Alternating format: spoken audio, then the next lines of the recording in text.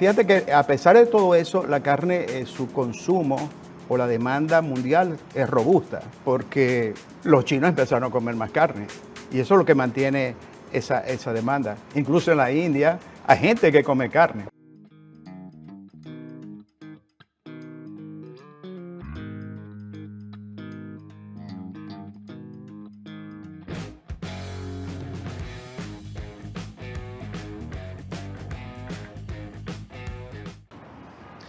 Hola, buenas noches a todos. Bienvenidos a Hablemos de Carne, volumen 2. Y el día de hoy estamos en el cuarto episodio, cerrando con broche de oro, aquí en Monterrey, Nuevo León, la cuna de la carne.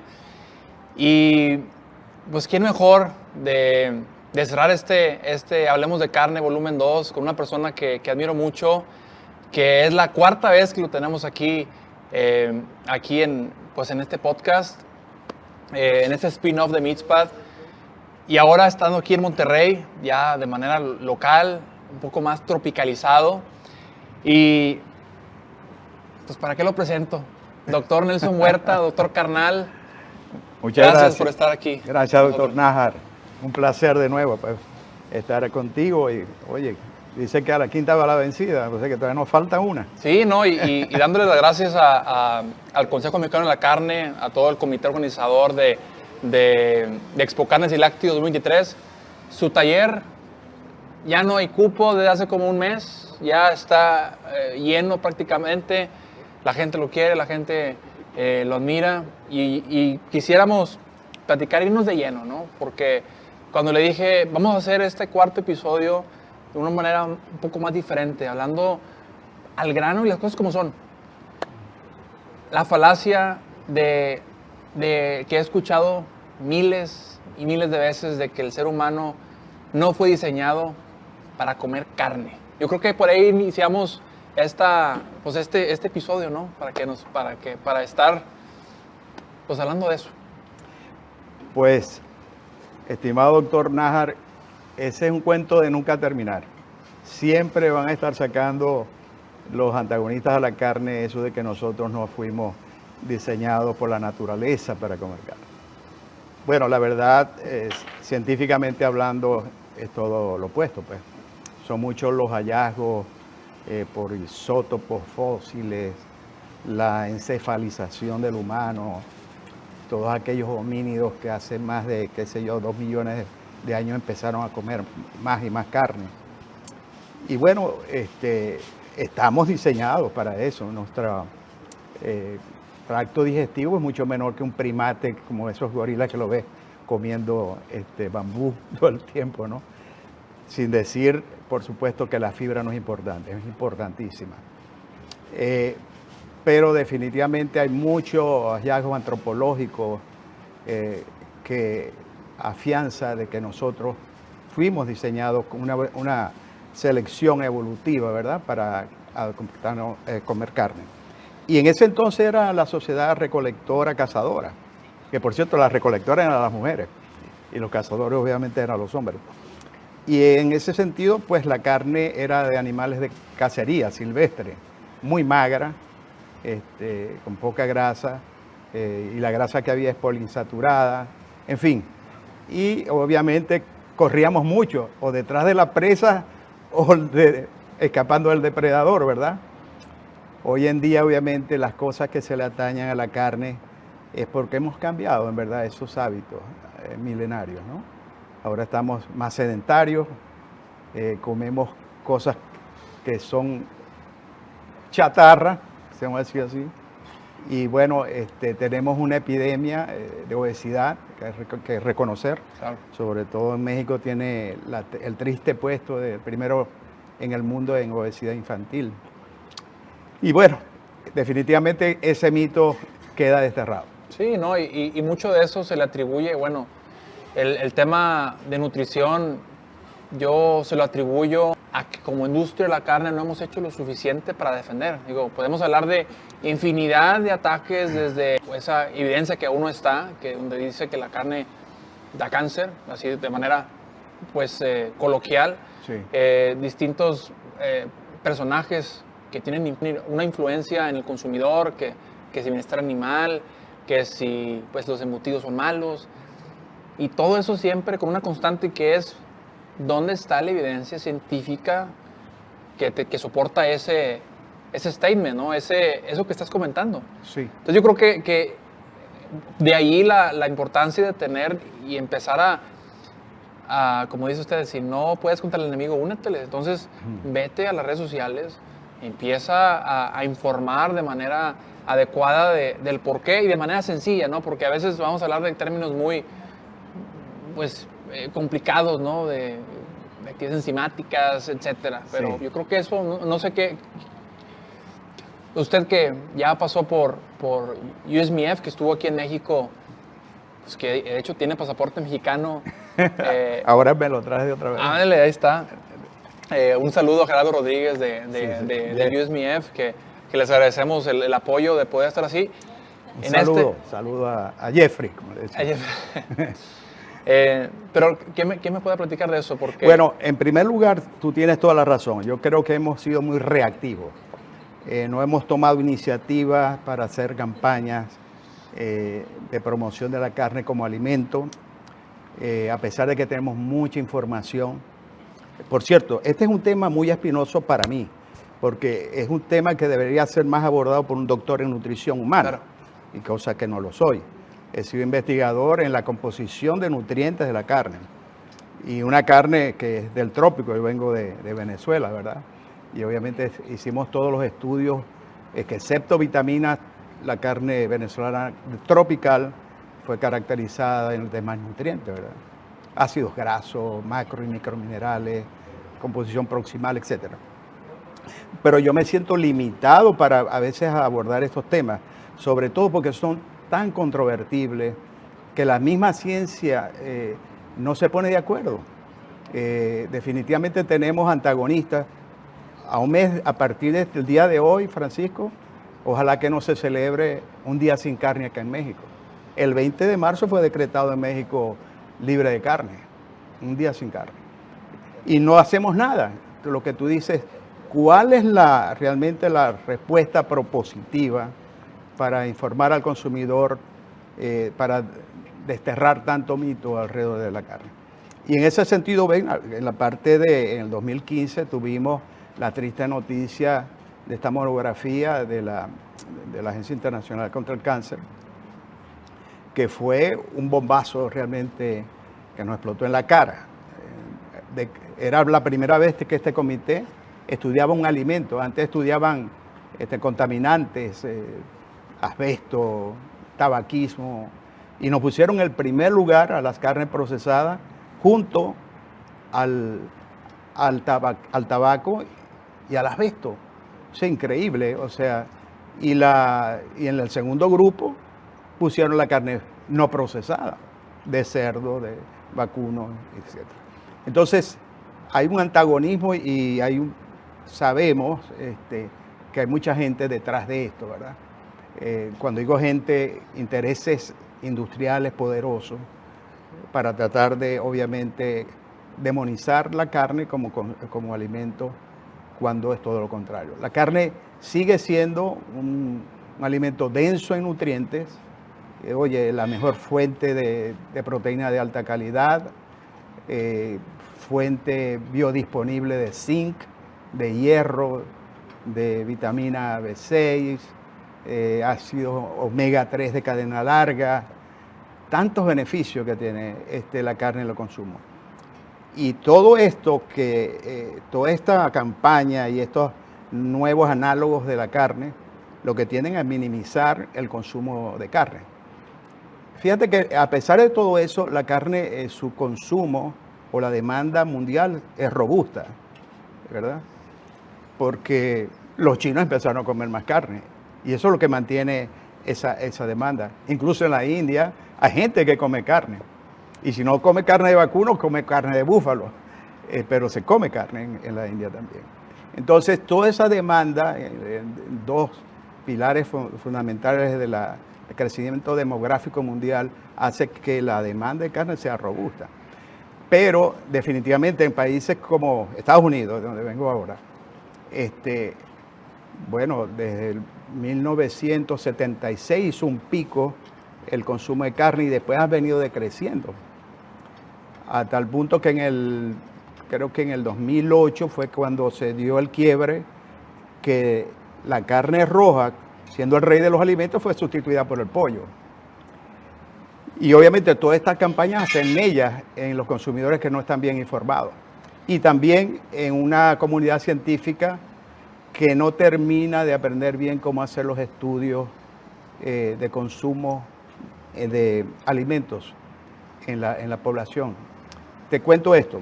Acaba de salir un estudio de unos investigadores franceses en Montpellier y otras famosas universidades francesas, donde por primera vez ellos estiman en sus subpoblaciones de gente mayor, adulta como yo, lo necesario que es la carne, porque una de las campañas es decir, la gente mayor no debe consumir carne, debe bajar por lo menos el consumo de carne. Y es todo lo contrario, nosotros a esta edad necesitamos más proteína para hacer más anabolismo y mantener la masa muscular. Y por eso es que hay tanto problema de sarcopenia. Imagínate que si nosotros seguimos esa tendencia o esa falacia, pero déjame terminarte. Es decir, ellos dicen que al menos 50% de la proteína que debe consumir una persona mayor de 50 años, a 65 años, a 65, debe venir de productos de origen animal. O sea, por lo menos. Y te fluctúa de 45 a 65% para poder asegurar que ese consumo evite otros problemas. Y te voy a decir cuál es el otro problema. La gente cree que decir, bueno, dejo de comer carne, fácilmente sustituida por una proteína de origen vegetal, la soya, cualquier cosa. Pero la gente se olvida que la carne, por esa densidad de nutrientes, te trae otros productos bioactivos, otros nutrientes, algunos esenciales, otros no tan esenciales, pero como los que estuvimos hablando. Cuando tú sustituyes un alimento por otro, uno baja y el otro sube, porque si añades otro, que estaba aquí debe bajar para darle acomodo al siguiente, al que están proponiendo. Y eso es lo que estamos viendo con los análogos de la carne.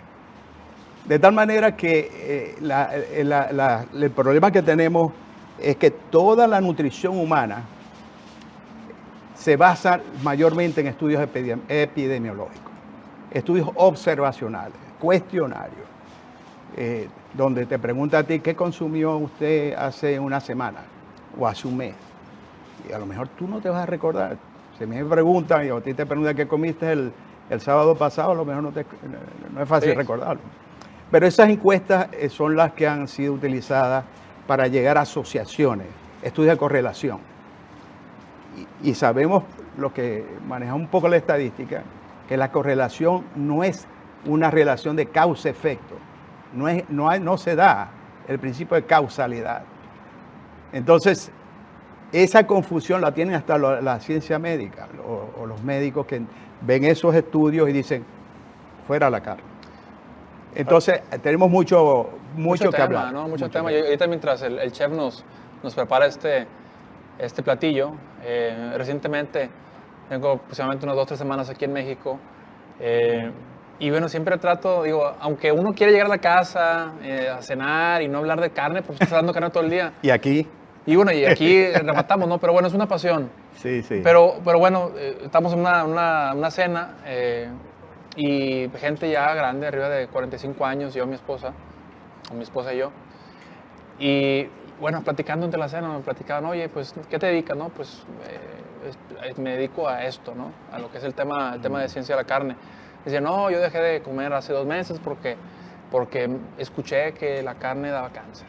O que la carne era... O sea, entonces dices tú, bueno, en el momento 5 minutos, pero tratas de a lo mejor preguntar el por qué, dónde lo escuchaste o qué.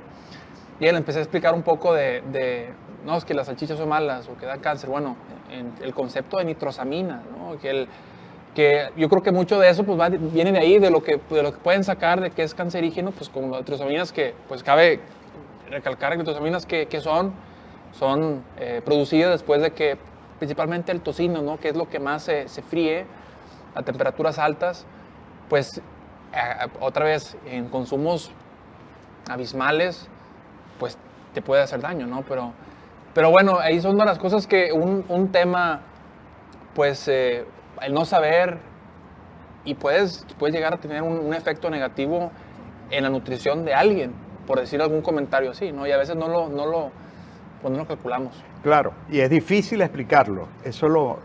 Por eso decía al principio, este es un tema espinoso y no es fácil de digerir por el público general. Claro. Y hasta difícil de entender por científicos de alimentos.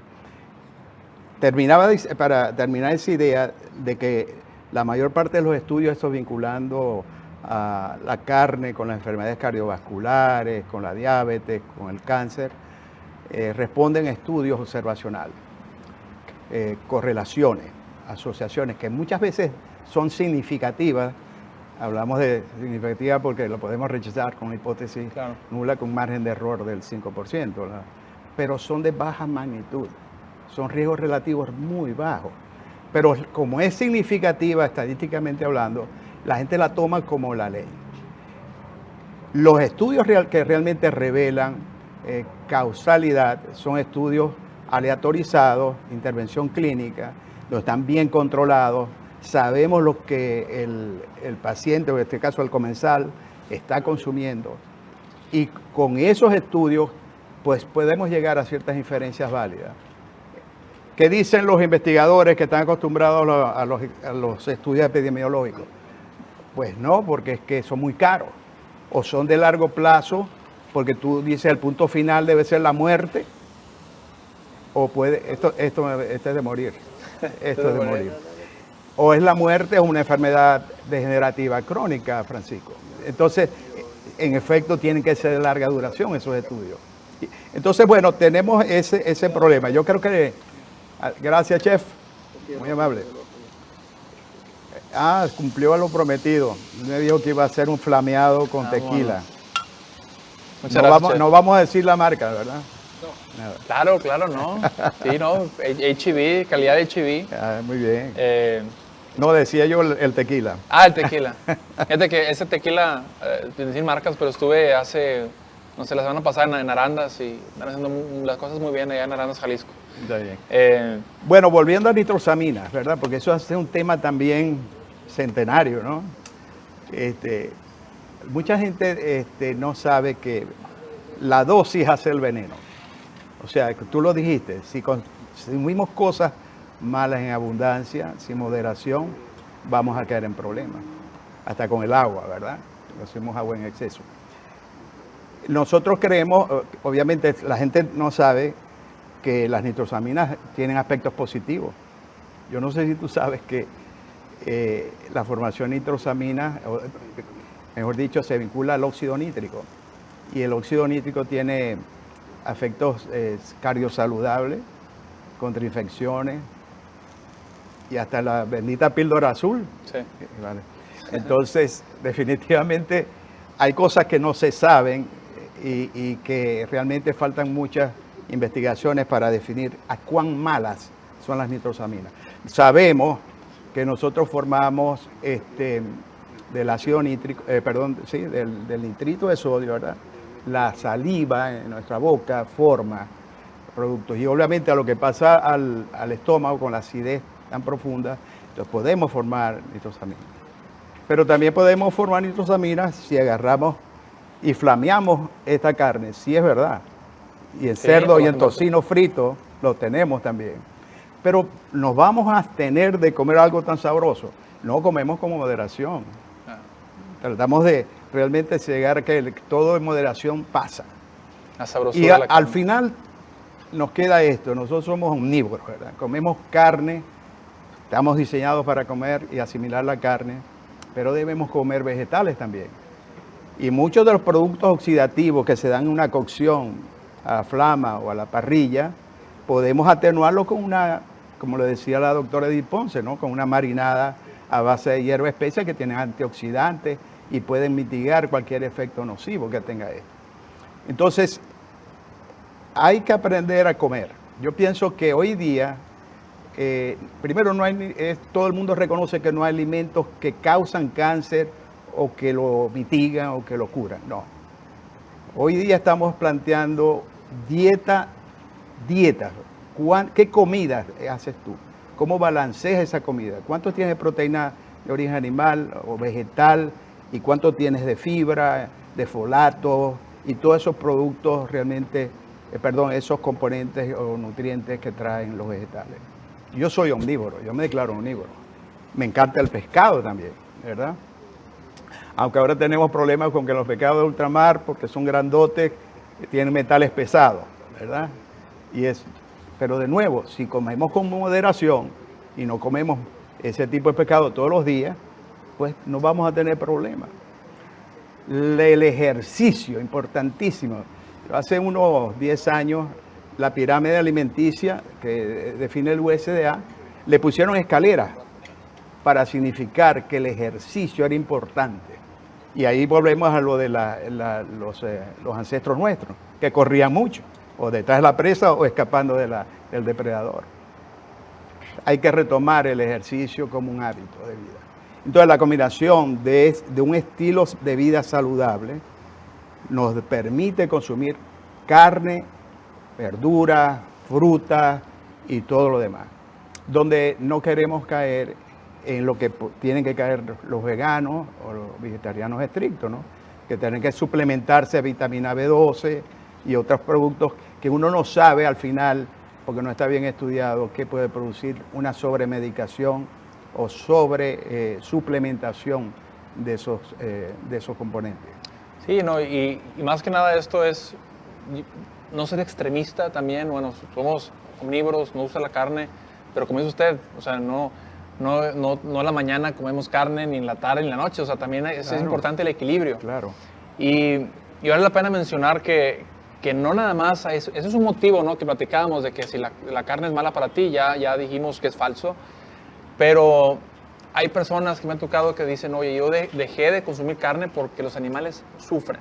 Entonces ahí hay un mito o desinformación en ese tema, ¿no? Porque, pues, sabes, platicaba con su amiga, la doctora María de Salud, sí, y nos explicaba que principalmente en México el 50%, por decir un número, el 50% los animales son sacrificados o vienen de un establecimiento TIF, y claro, el 50% pues viene de negocios informales, ¿no? O claro, rastros municipales que no tienen algún tipo de control, por así decirlo, sanitario, claro, de veterinarios o técnicos. Y bueno, digo, ese sería un tema porque hay que hablarlo, ¿no? Porque, claro, porque claro, por eso decía yo importante, vean que el sello que está en la carne, pues viene o lo están comprando en una tienda departamental, llámese H-E-B o cualquier tienda departamental donde viene que esa carne, el origen de esa carne viene de un establecimiento TIF donde se hicieron todos los pasos adecuados para que el animal no sufriera. Porque a veces no es que sí me gusta la carne, pero no me gusta que los maltraten. Ahí pues apoya y sigue consumiendo carne que viene de un rastro TIF. Correcto. No, y es una responsabilidad del productor, del ganadero, de tratar bien a sus animales. Yo creo que ningún ganadero está interesado en causar sufrimientos a sus animales porque baja la producción de leche o de carne. Así de sencillo. Entonces, pero sí necesitamos educar aún más. Y bueno, tuvimos con el trabajo pionero de la doctora Temple Grandin de la Colorado State University, ese empuje hacia estudiar el bienestar animal y evitar lo más posible el estrés, que es al final inevitable. Porque sacas el animal de su entorno, donde ha crecido, donde está estado con su mamá y luego sin la mamá, y luego lo reúnes con una serie de individuos que no conoce, de otras granjas o de otros ranchos, y en el transporte o en los corrales de espera, obviamente eso causa un estrés. Pero sí mitigar al máximo. ¿Por qué? Al final el estrés se revela con una mala calidad de carne. Esa carne fofa, pálida, ¿verdad? Que no atrae, como decía bien la doctora Ponce, el color bonito de la carne. Sí. Se pierde, ¿verdad? O se pone muy oscura porque hay una fatiga crónica y obviamente las reservas de glucógeno se acabaron y no hay para acidificar la carne. Entonces, definitivamente el controlar el estrés paga. En la industria de la carne paga. Yo pienso que la parte ya del animalismo, o sea, defender a ultranza a los animales, viene de las sociedades urbanas que no crecieron con animales al lado. Yo crecí con animales todo el tiempo, a pesar que no tuve rancho. Y definitivamente las personas hoy en día creen, los muchachitos creen que la carne o la leche se consigue o se produce en el supermercado. Entonces, esa desvinculación de la sociedad con respecto a la sociedad rural, donde se producen los alimentos, es preocupante. Y eso da pie al animalismo, a toda esta moda de veganismo, que a la larga va a pasar factura, sobre todo en los niños. Yo pienso que, siempre lo digo, yo tengo 6 nietos, 5 son mujeres. Y siempre hablo de estas cosas porque nosotros hemos tenido, yo digo que desde Walt Disney, que habló de Bambi, y empezaron a humanizar a aquel ciervito, ¿verdad? Y todos los animales que han pasado en las películas de Walt Disney, empezaron a crear lo que hoy se llama antropomorfización, que es tratar a los animales o creer que los animales sienten como uno, el humano. Y eso realmente mucha gente lo cree. Hoy veía yo una noticia de un documental que se hacía en Estados Unidos, donde estaban unas vacas esperando un auction market, una subasta ganadera. Y hubo un montón de comentarios en la red diciendo, esas pobres vacas se ven lo que sufren y tal. Por Dios, no conocen, no han lidiado con animales. Y yo a veces, yo vengo obviamente del trópico, en el trópico hay mucho ganado cebuino de temperamento nervioso, y yo he visto lo agresivos que son los cebú, y es difícil manejar un ganado de alto porcentaje de cebuino, sobre todo cuando no ve a las personas constantemente. Como en Venezuela antes se sacaban a la entrada y salida de agua a los animales. Más de 6 meses sin ver un humano, sin lidiarlo. Obviamente el animal se estresa mucho más. Y si es un animal de temperamento nervioso, pues pueden haber hasta muerte de humanos por eso. De tal manera que estamos enfrentando varios frentes. Son muchos frentes que tenemos que enfrentar, pero hace falta realmente un propósito para educar desde la casa, desde la familia, y hablar a los niños de las realidades, de lo que es la sociedad rural, el orgullo que da ser hijo de un ganadero, hijo de un ranchero. Eso todavía en Estados Unidos se ve eso. Yo de regreso aquí voy a la feria ganadera y rodeo de Houston, y uno le da gusto saber cómo esos niños, incluso preadolescentes, empiezan a llevar sus animalitos de feria y lo pasean con orgullo porque ellos mismos se dedicaron a prepararlo. Eso hace falta. No hemos urbanizado demasiado, Francisco. Sí. No, pues la verdad hay mucho tema. Yo creo que una de las razones de esta plataforma es eso, para poner nuestro granito de arena a hacer la industria más transparente, ver lo que se hace y por qué se hace. Le agradecemos mucho el tiempo de estar aquí con nosotros, disfrutando esta velada. Mucha suerte esta semana con el taller. Va a estar muy interesante y va a ver que mucha gente va a hacer muchas preguntas. Y eso es importante, ¿por qué? Porque la gente que atiende esas prácticas se llevan, aunque sean cosas básicas, que van a su casa y regresan y educan desde su trinchera, ¿no? Mañana serán 70 personas. Imagínate que se pongan a preguntar, creo que voy a salir bastante más de ahí. Gracias por tu invitación de nuevo. Gracias. Y no probé la carne. Ahí está, mire. Ahí está. Pues sí, tenemos muchas cosas que hacer. ¿Con tequila? Con tequila, sí. Y con grasita, mira. Esta grasita le da el gusto, el sabor, la suavidad a la carne. La sabrosura. Y sí. Y ese cuento de grasa saturada ya está pasando de moda, así como el colesterol pasó de moda. El colesterol que comemos con esto no tiene nada que ver con el colesterol que circula en la sangre. Y todas esas cositas, esos tips, hay que divulgarlos. No sé dónde se le fue el tequila, pero está sabroso. Salud. Y te felicito. Jamás pensé que iba a venir a una mitzvah. Este joven lo conocí hace muchos años y me dice que me veía a mí con mi celular haciendo entrevistas en la jornada de reciprocidad en carne, pero yo no te creo que yo fui tu fuente de inspiración. Es que cuando ves a alguien pues de su edad, porque no es común que alguien traiga un celular y menos con los americanos son muy muy penosos, tienen mucha tú dijiste el vergüenza. Dr. Hunt. Yo No. cuando abordaba al Dr. Hunt se me retraía. Sí, Sí. tienen mucha renuencia al tema de redes sociales, pero debería ser al contrario, ¿no? Sí. Pero yo creo que ya cada vez veo más jóvenes tratando de meterse más y más. En las redes sociales. Bueno, todos están invitados a ir a mi cuenta de Facebook, donde, Doctor Carnal. como se llama así, el Doctor Carnal. Jamás llegaré a la cantidad de seguidores que tienes tú. Pero Pues bueno, yo creo que hablar de cantidad de seguidores es más que nada la calidad del que, o sea, gente que te sigue, gente sí, que le eso interesa. es verdad, eso es verdad. Entonces, pues, Sí, son muy leales, en verdad que sí. Saludos a los carnales de ese Facebook. saludos. Bueno. Pues ahí continuamos en esta Sí. hermosa velada. Les agradecemos todo el tiempo aquí con este episodio 4, aquí con el doctor Nelson Huerta. Un placer, un placer. Líder, tanto en México, en Latinoamérica, en Estados Unidos, que no hablamos ni siquiera de calidad, terneza, no, suavidad, no, pero eso lo haremos en otra ocasión. De nuevo, muchas gracias. Gracias a todos por haber estado aquí con nosotros en estas 4 entrevistas. Nos vemos hasta la próxima. Mucha suerte de nuevo. Gracias, Francisco.